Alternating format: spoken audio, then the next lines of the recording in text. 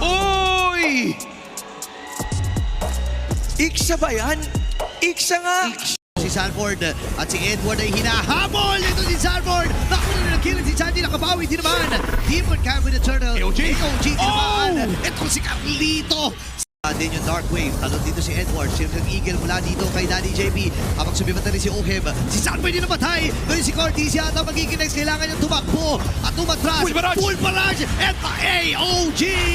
Light dito ay nakakuha ng kill. Nakatalo mo siya ngayon. Kailangan na matrasin ito si Sanji. Bibit-bitin. Itong si Edward. Nagawa naman nila kalahati itong si Light.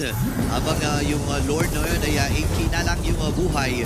Nasa lubong si Carl TC, naton siya dun. And Edward nagaman na pagkakataong AOG ay nagamit din. Natama yung SOD. Pero si Sanford nakakuha na si Demon Knight. Ako po namatay kagad. Yung dalawang membro mula dito sa Aurora. Tapos naman ang tumumpa mula sa TLPH. Si Edward hinahabol. Itong si OM at namatay din. Maniac para kay Demon Knight. AOG. Ata sila.